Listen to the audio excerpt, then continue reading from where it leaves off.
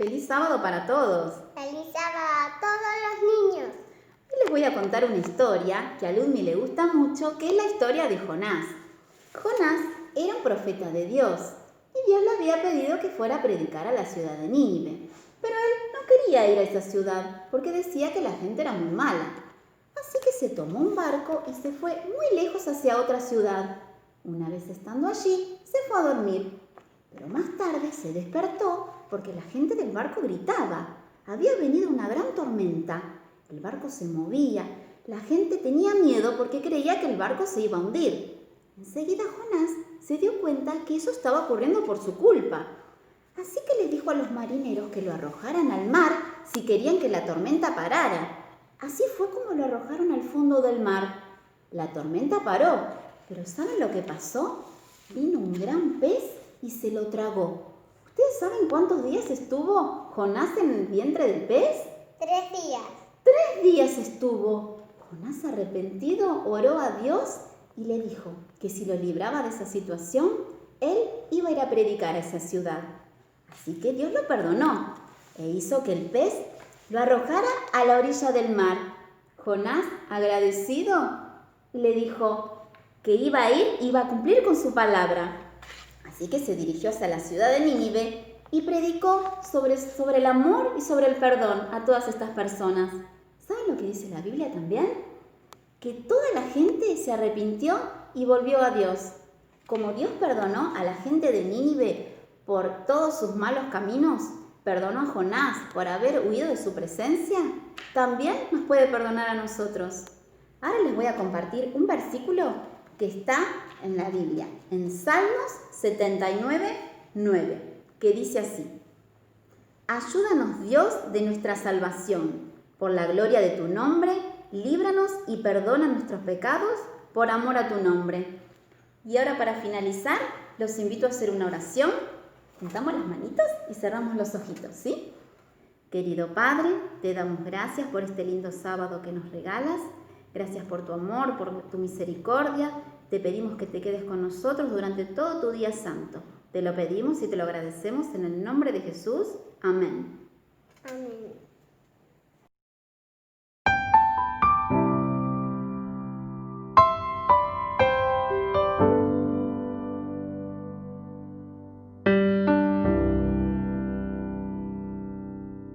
Una nube muy pequeña, del tamaño de esta mano, pronto se verá en el oriente, acercando salvación. Cuántas veces lo he esperado, cuántas veces lo soñé. Ha llegado el momento, mi promesa cumpliré. Te llevaré conmigo al hogar, donde te preparé una morada sin igual. Te contaré la historia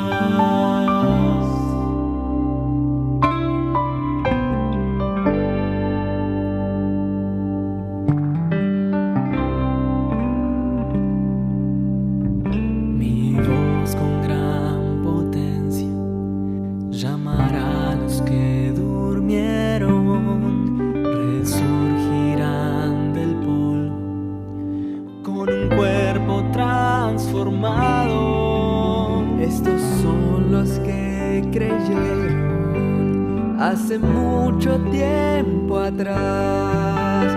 Abrazados todos juntos, nos iremos al hogar. Te llevaré conmigo al hogar, donde te preparé una morada sin igual. Te contaré la historia del amor, donde en la cruz pagué con mi vida tu pecar. En aquel lugar el mal no reinará. En aquel lugar la muerte no entrará. Viviremos por la eternidad. Te llevaré conmigo al hogar, donde te preparé una morada sin igual. Te contaré la historia del amor, donde en la cruz pagué con mi vida tu pecar. En aquel lugar el mal no reinará. En aquel lugar la muerte no entrará. Viviremos por la eternidad en un hogar de paz.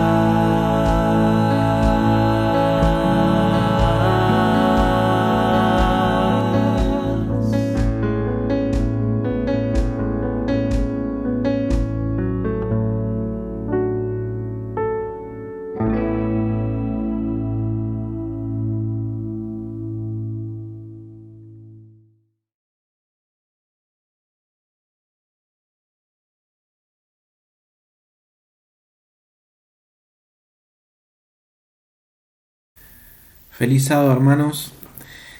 Para mí es una alegría poder compartir el mensaje en esta mañana con la iglesia de Cañuelas. Es mi deseo que puedan estar bien a pesar de esta situación que estamos experimentando, y en especial agradecer a Dios por la oportunidad de poder compartir una meditación, y sobre todo porque el primer bendecido por poder prepararla es uno, pero también deseo que aquellos que estén del otro lado de la pantalla puedan sentirse plenos en este momento de incertidumbre, aferrados a Dios. El alcance de estas meditaciones, que son de manera virtual, es ilimitado. Quizás haya personas en este momento que estén viendo este video de muy lejos, y por ellos también oramos y pedimos a Dios para que pueda cuidarlos. Así que quisiera en este momento compartir un poco cuál es la idea de la meditación de hoy. Quizás muchos de ustedes ya saben cuál es el título. El título es Vencer el Miedo 2.0.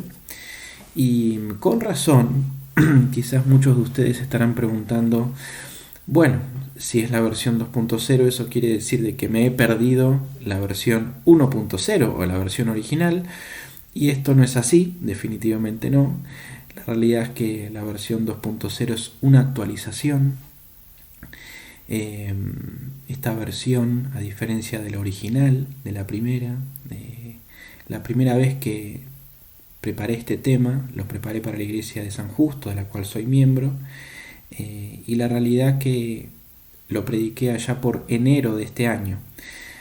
Creo que las cosas han cambiado sustancialmente respecto de aquella oportunidad, Por eso digo que esta versión en realidad lo que incluye es esta experiencia que estamos teniendo todos, que es atravesar por esta pandemia que nos afecta, y por eso digo que esta versión es una versión actualizada que incluye en todos nosotros la experiencia de atravesar algo que no estaba dentro de nuestro horizonte.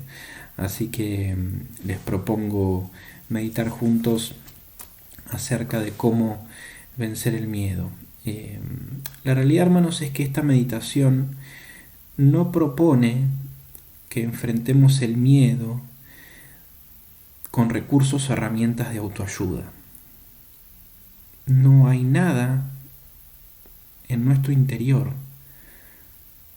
que pueda ayudarnos a enfrentar y a derribar el miedo. Sino por el contrario, pienso de que esta propuesta de vencer el miedo, que primero lo digo para mí mismo, uno muchas veces, en mi caso, en la generalidad de las veces, he preparado temas que han surgido desde la necesidad. Y este no escapa a esa necesidad de vencer el miedo. Seguramente en enero de este año 2020, cuando lo he preparado con distintos disparadores, y ahora le agregamos uno más, que es vivir una incertidumbre tal como la que estamos viviendo. Pero desde mi punto de vista, no hay nada que pueda proponer, digamos, una solución desde nuestro interior. O sea, para vencer el miedo, para vencer el obstáculo que representa el temor, tenemos que entender de que no hay soluciones endógenas, sino más bien soluciones exógenas. Esto es, está por fuera lo que da la solución. Y esa es mi propuesta de hoy, que podamos pensar juntos que realmente la manera de enfrentar situaciones de temor, la manera de enfrentar el miedo, es buscando a alguien que pueda darnos la seguridad, la convicción de que podemos enfrentar cualquier situación aferrados a él. Permítanme leerles algo que escribí acerca de esto. El miedo es un enemigo silencioso. Muchas veces percibimos sus efectos cuando ya viene trabajando en nosotros hace largo tiempo. La depresión, el estrés, la ansiedad pueden ser recursos del miedo. El miedo nos limita, condiciona nuestras capacidades, hace que tomemos malas decisiones, nos controla, hasta incluso puede transformarnos. El miedo, hermanos, puede tener muchas caras, muchos nombres, pero a mi entender tiene una única definición. El miedo es la sensación, la percepción, casi la seguridad de que algo anda mal, muy mal, y que no hay nada que pueda hacer para cambiarlo. La máxima expresión del miedo es el pánico. Nuestra mente se sumerge en tinieblas. Nuestros propios pensamientos crean un laberinto. No sabemos cómo llegamos ahí y tampoco sabemos cómo salir. Quizás quien está del otro lado de la pantalla haya experimentado algo así. Quizás lo esté experimentando ahora. Y si no, la meditación de esta mañana será una semilla para que en un futuro, cuando se den situaciones que tenga que enfrentar, pueda recordar lo que estemos estudiando hoy juntos. En los últimos meses experimenté algunos episodios de lo que se conoce como ataques de pánico. Ahora, en realidad, nosotros conocemos a esto que técnicamente se lo conoce como ataques de pánico, como la cosa. Y muchas veces decimos, me agarró una cosa. La cosa se puede manifestar de distintas formas. En mi caso es opresión en el pecho, dificultad para respirar, confusión. La cosa es el mejor y máximo exponente del miedo. Ahora, hermanos, ¿a dónde vamos con todo esto? Déjeme decirle que es una buena pregunta. Y yo también me la he hecho, porque hemos recién dado una descripción de cómo muchas veces el miedo o el temor nos sobrecoge de tal manera que no nos permite pensar con claridad. Y hasta incluso nos condiciona de formas inexplicables, generando en nosotros experiencias físicas, mentales, emocionales que nos condicionan. Si te sentiste identificado en algo de lo que acabo de leer, deseo que estés tranquilo. Quiero que sepas que no sos ni son los únicos que lo han experimentado.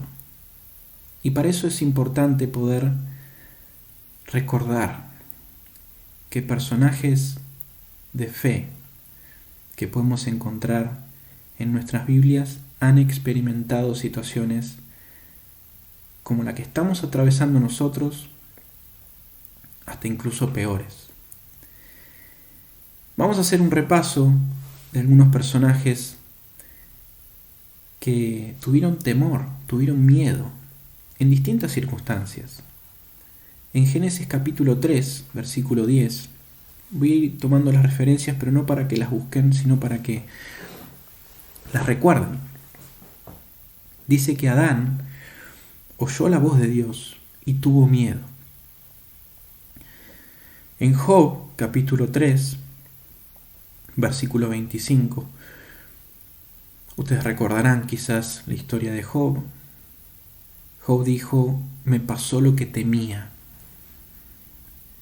En Génesis capítulo 26, versículo 7, Isaac dice que tuvo miedo y mintió. En Génesis capítulo 32, versículo 7, Jacob dice que tuvo un gran temor y se angustió. Éxodo capítulo 2, versículo 14, dice que Moisés tuvo miedo porque se había descubierto lo que él había hecho. Mateo capítulo 14, versículo 30, y lo recordarán seguramente, dice que Pedro, al sentir el fuerte viento, tuvo miedo y comenzó a hundirse. Recordarán el episodio con Jesús, sosteniendo su mano para levantarlo de las aguas. Hermanos, hicimos algún repaso de algunos personajes que son reconocidos como personajes de fe, pero que en algún momento experimentaron el temor, el miedo. El miedo es producto del pecado, y eso está claro. Es un intruso. En el Edén, Adán escuchaba la voz de Dios, y era algo totalmente natural. Era una relación basada en el amor. Por lo tanto, no había temor, no había miedo. Ahora, hermanos, la pregunta que nos podría ayudar a encontrar el rumbo en esta gran consigna de cómo vencer el miedo. ¿Cuál es el remedio? ¿Podemos vencerlo realmente? En 1 de Juan, capítulo 4, versículo 18, y este sí los invito a que puedan buscarlo, dice así: en el amor no hay temor, sino que el perfecto amor echa fuera el temor.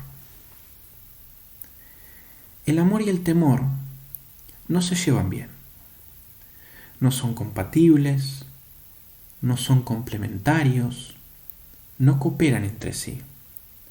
No es viable la relación entre ambos. Si está presente uno, el otro no puede estar presente.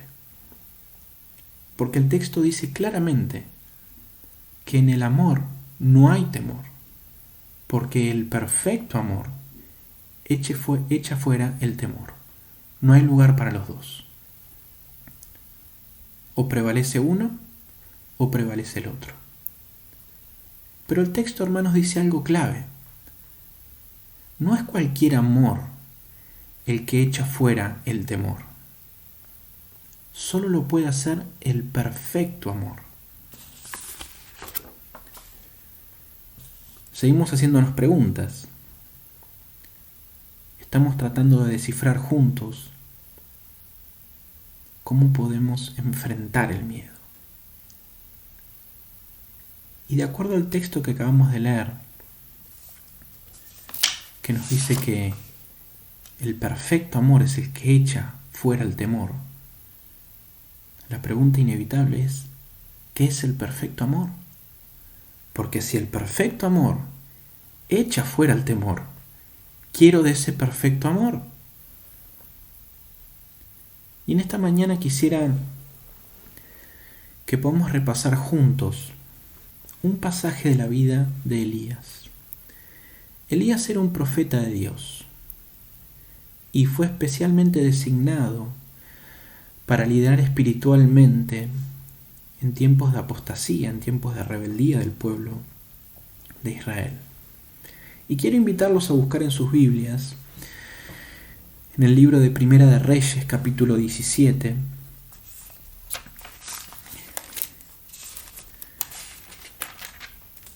vamos a leer algunos títulos solamente, porque después nos vamos a detener en el capítulo 19, que es el texto clave de hoy. En Primera de Reyes, capítulo 17, se registra la intervención de Elías para predecir la sequía, que finalmente terminó durando 3 años y medio. Luego de esto se produce el milagro de la resurrección del hijo de la viuda de Sarepta, y Elías intercede a favor para que se produzca ese milagro. En el capítulo 18 de Primera de Reyes nos encontramos con que hay un episodio entre Elías y una serie de profetas, que se los conocía como profetas de Baal, en el monte Carmelo. Los profetas de Baal eran instrumentos de un dios pagano. Baal era un dios pagano. Y en aquel momento había un conflicto de adoración. Y Elías representaba al Dios verdadero. Y los profetas de Baal representaban al Dios pagano, que en aquel momento prevalecía en las tierras de Israel. Hay un enfrentamiento. Y finalmente Elías, con muchísimo coraje, enfrenta a esos profetas. Hay una exposición de poderes y finalmente termina prevaleciendo el Dios verdadero y se terminan eliminando a todos los profetas del Dios pagano. Finalmente, en ese capítulo 18 se produce el milagro de la lluvia luego de 3 años y medio de sequía, en respuesta a la oración de Elías.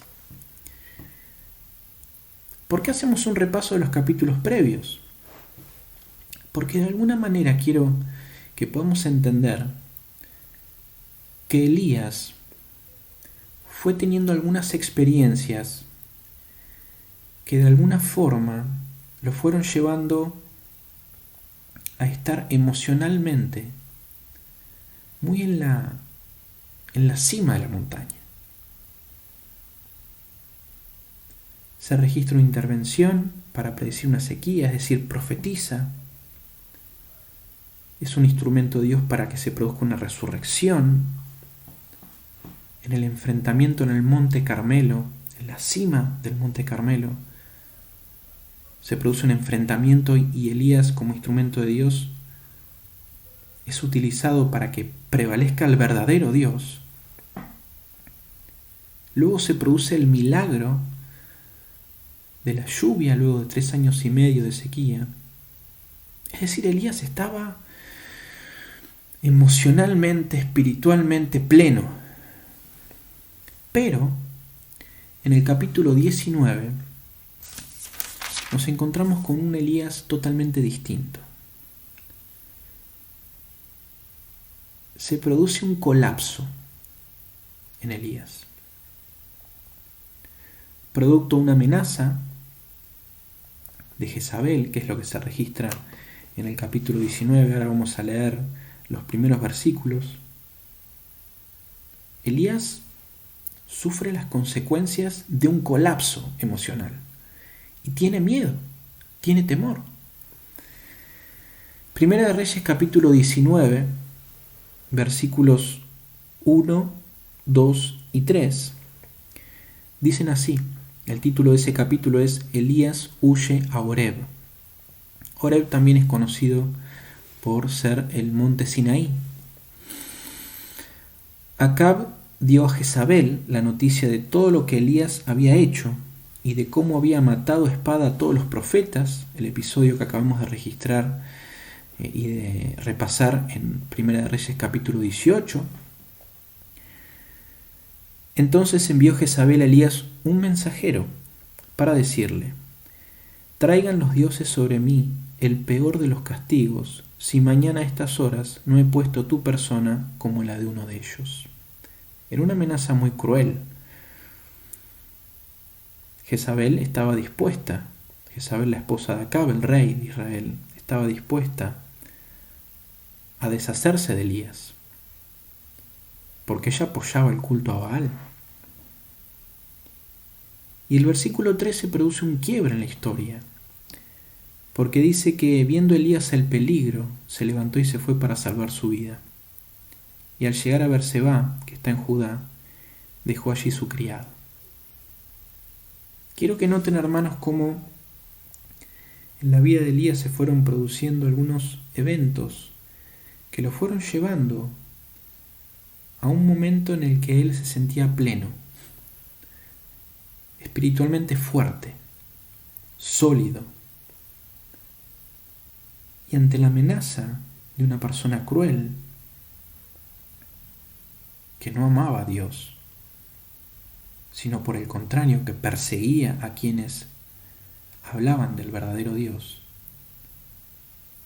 dice que Elías, viendo el peligro, huyó, se escapó, se fue. Y el versículo 4 dice: luego de caminar todo un día por el desierto, fue a sentarse debajo de un enebro. Entonces deseó la muerte y dijo: basta ya, Jehová, quítame la vida, pues no soy yo mejor que mis padres. Elías tiene miedo y huye.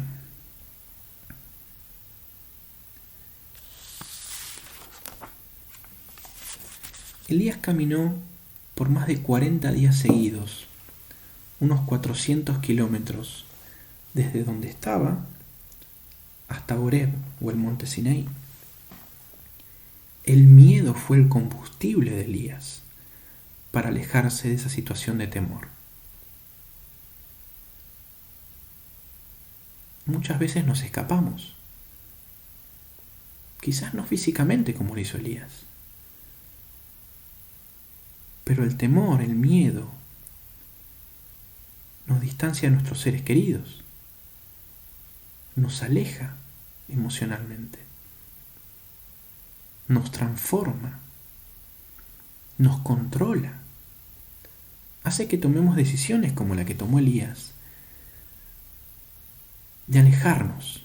Y muchas veces nos alejamos no necesariamente físicamente, sino que nos alejamos emocionalmente y hasta espiritualmente de Dios y de las personas que nos ayudan y nos hacen bien. Hay una cita del Espíritu de Profecía que está en Profetas y Reyes, página 118, que dice así: pero una reacción que con frecuencia sigue a los momentos de mucha fe y de glorioso éxito oprimía a Elías. ¿Vieron?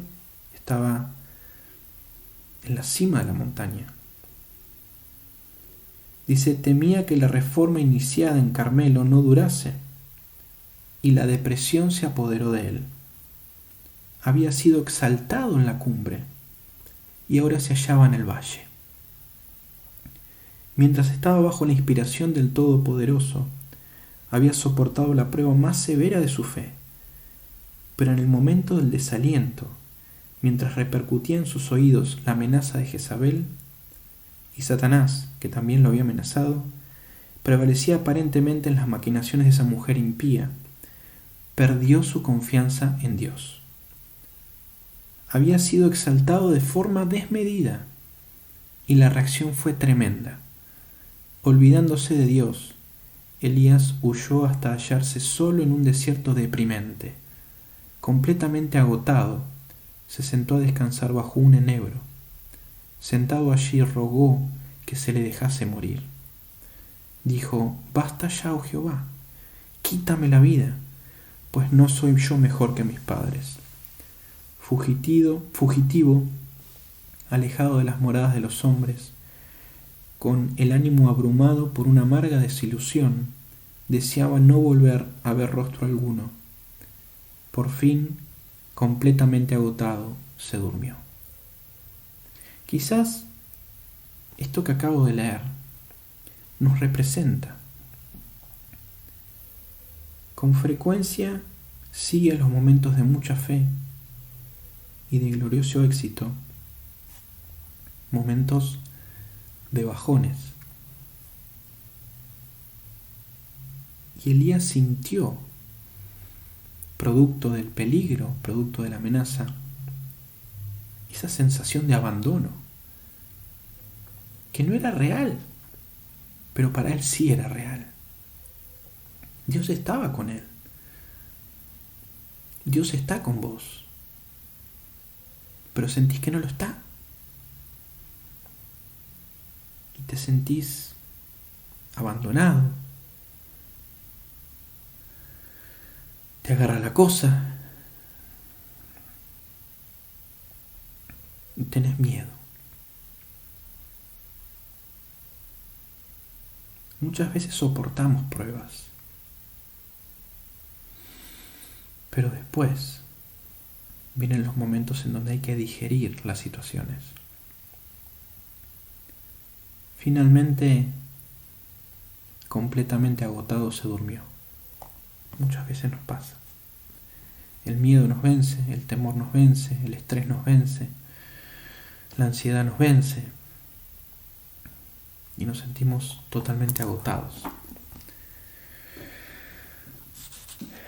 ¿Saben qué?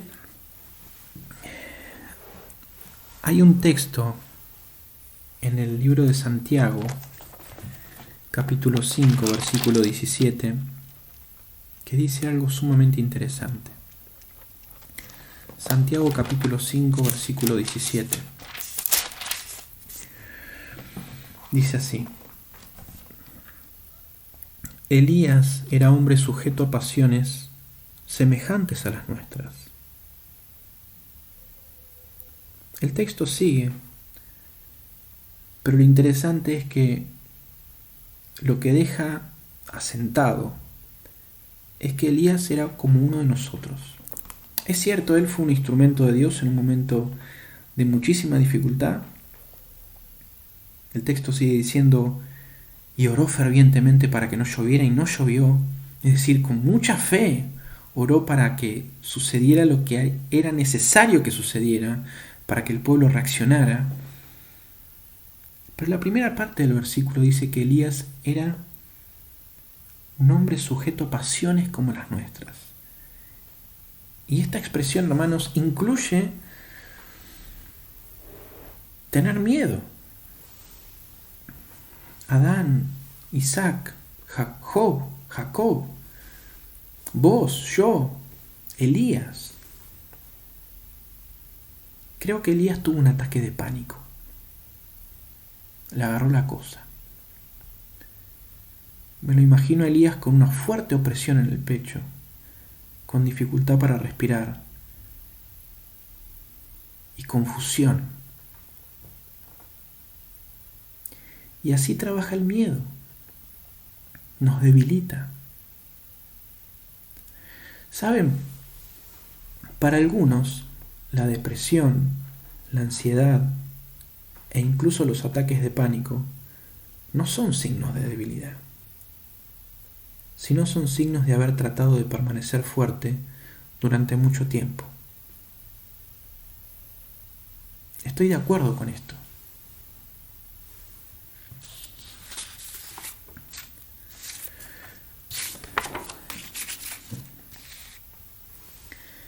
Primera de Reyes, capítulo 19, 11 al 13,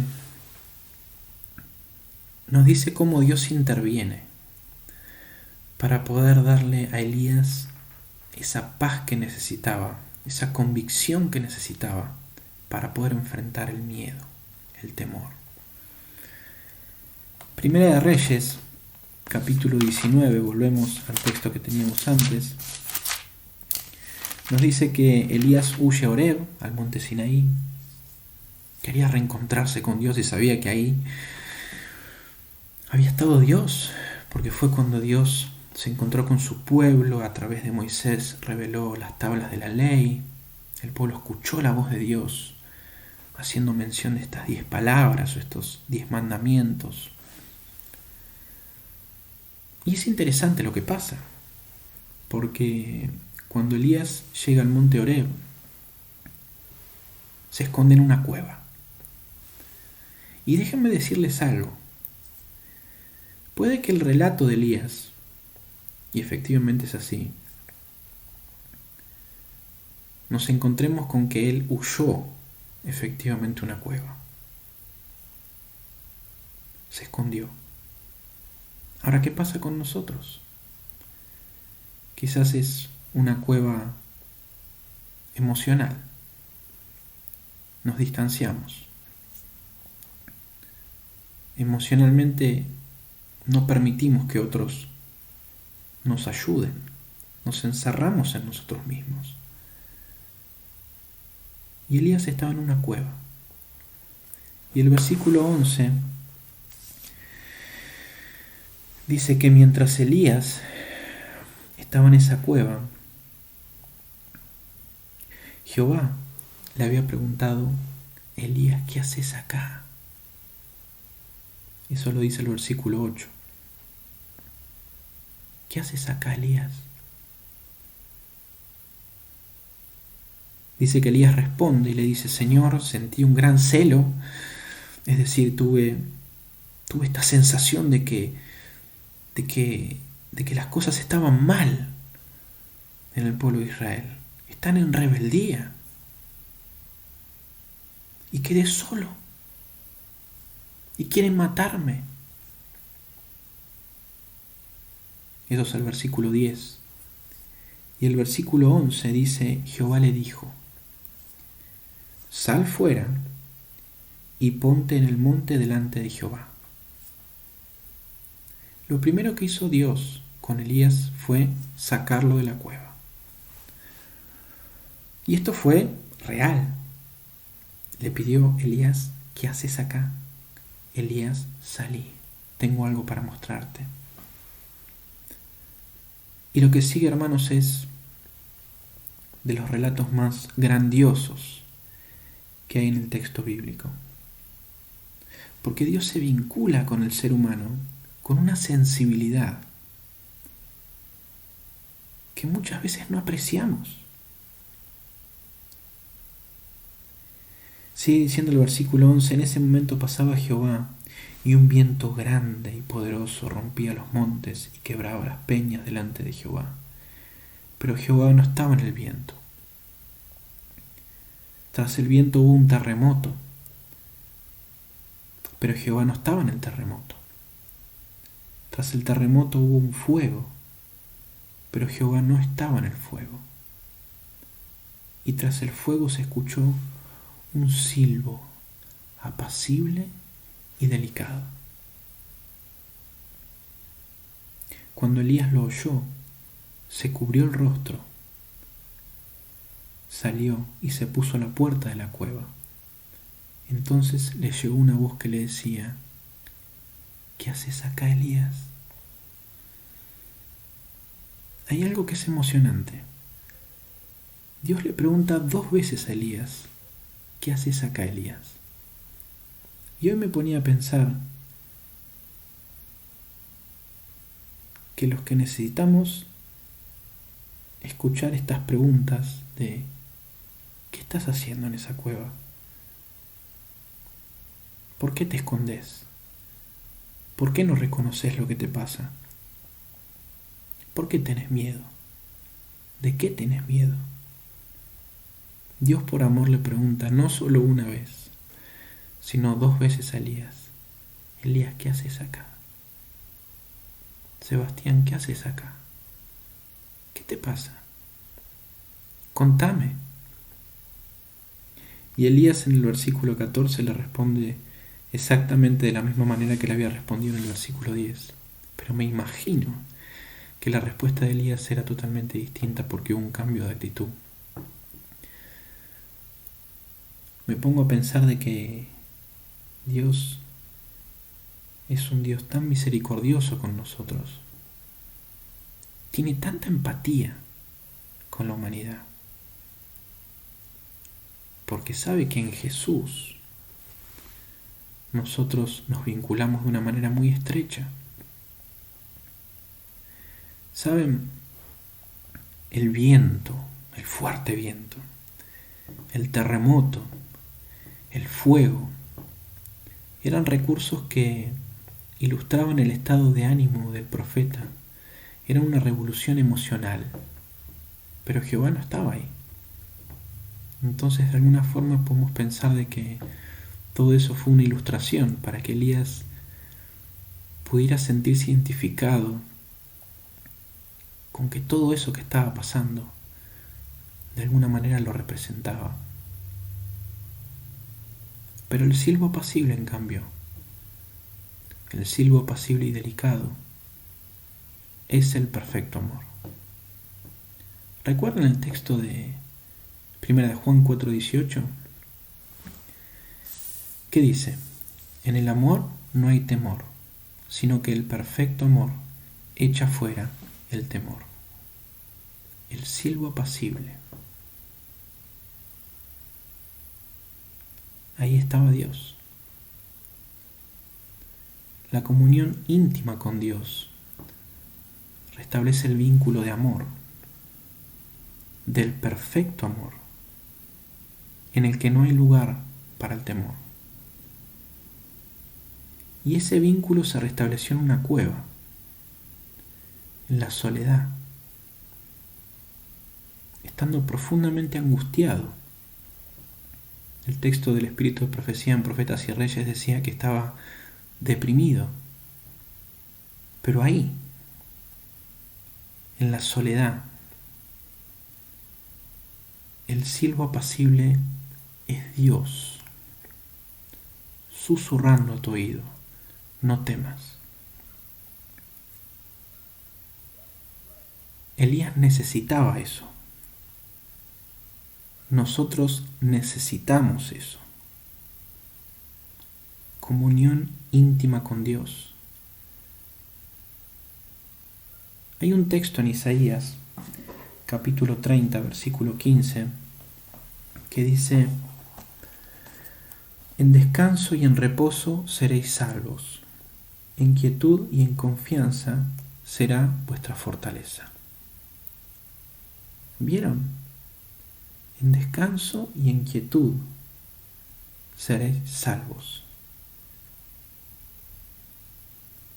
y en confianza será vuestra fortaleza. Es decir, en la quietud, en esos momentos de silencio en los cuales podemos meditar, es en los cuales Dios se vincula con nosotros de una manera tan estrecha que le permitimos saber a Dios lo que nos pasa, y Él puede preguntarnos: ¿qué te pasa?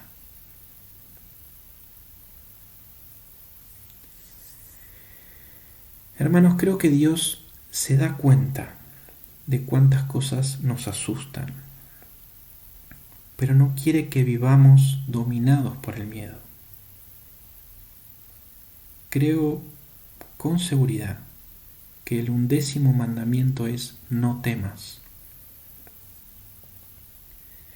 Isaías capítulo 41, versículo 10, uno de mis textos preferidos,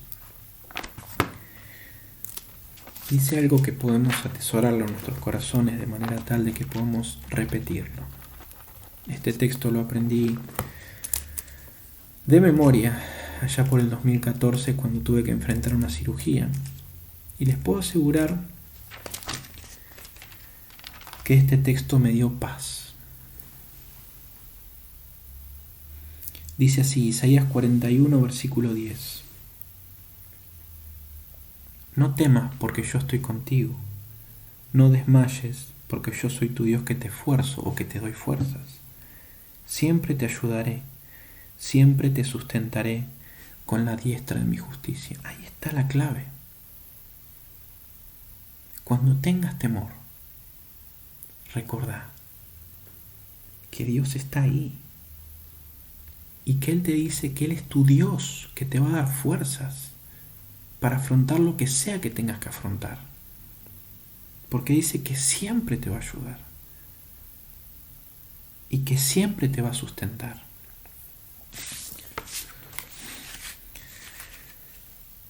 Dios nos ordena no tener miedo,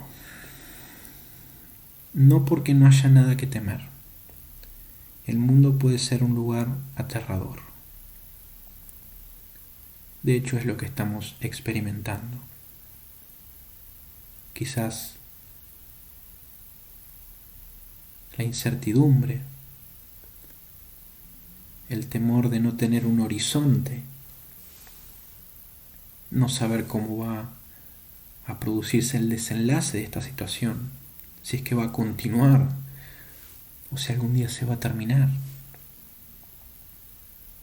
El mundo puede ser un lugar aterrador, pero Él se da cuenta que si nos paraliza el temor, nunca vamos a lograr desarrollar nuestro potencial.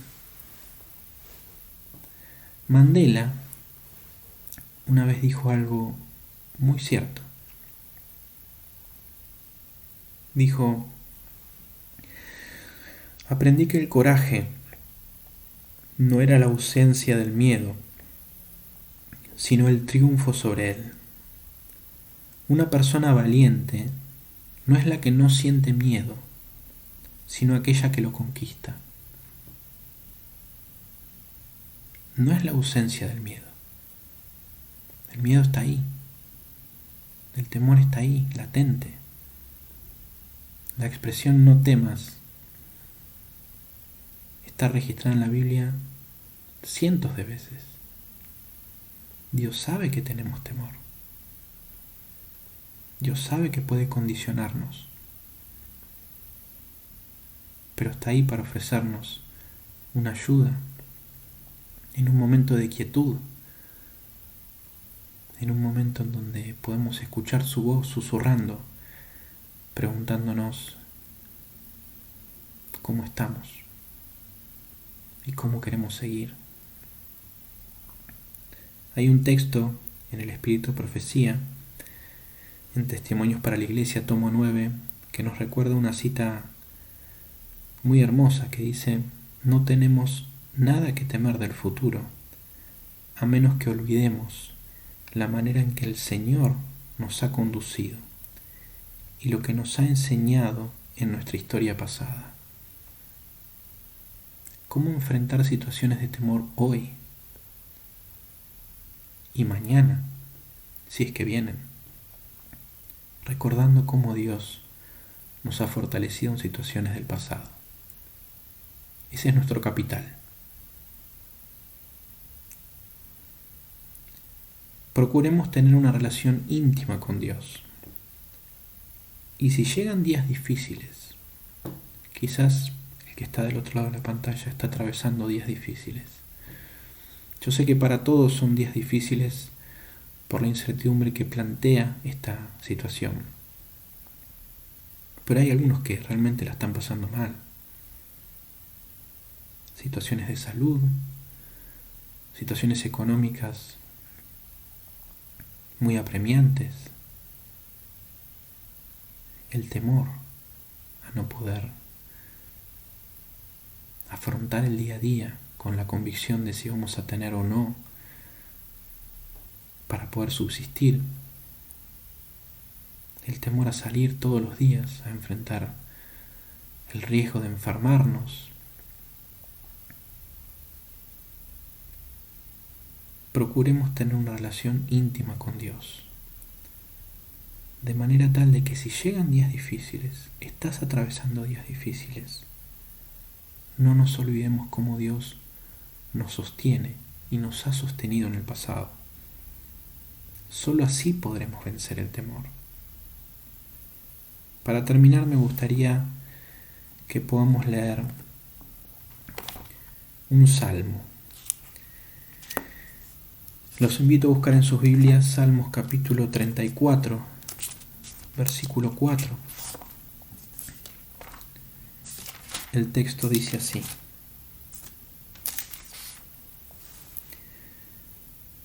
Busqué a Jehová y él me oyó y me libró de todos mis temores. ¿Recuerdan que al principio les dije que no hay solución endógena? Es decir, no hay nada que nosotros podamos hacer por nosotros mismos para vencer el miedo y para vencer el temor. Bueno, acá está la respuesta. Busqué a Jehová y él me oyó y me libró de todos mis temores. Es Él el que nos rescata de la cueva. Es Él el que nos rescata de emociones que nos pueden afectar tanto hasta llevarnos al temor, al miedo, a paralizarnos. Busquemos a Jehová, busquemos a Dios y seguramente vamos a escuchar el silbo apacible, la voz de Dios susurrándonos, diciéndonos: no temas. Quisiera finalizar con una oración para pedirle a Dios que nos pueda dar fuerzas, sabiduría, para poder enfrentar todos los días tomados de su mano. Oremos. Padre amado, gracias porque en este momento hemos podido meditar en tu palabra de manera tal que nos ha ayudado a saber cuál es el camino a seguir. Deseamos buscarte, Señor, para que te dejes encontrar. Sabemos que es así, porque nos amas, porque querés lo mejor para nosotros. Y si hay alguien en este momento, Padre, que está atravesando por momentos de dificultad, en soledad, quizás tratando de luchar contra la ansiedad, la depresión, te pedimos, Padre, que tú intervengas en sus vidas para que puedan escuchar tu voz susurrando a sus oídos, diciéndoles que no tengan temor. Te pedimos, Padre, para que puedas darnos fortaleza y fe para creer de que tú estás al control de la historia. Y sobre todas las cosas, Padre, que estás al control de nuestra vida. Pedimos estos favores, Señor, y te pido en especial una bendición especial por cada uno que ha escuchado este mensaje en esta mañana. En el nombre de Jesús. Amén.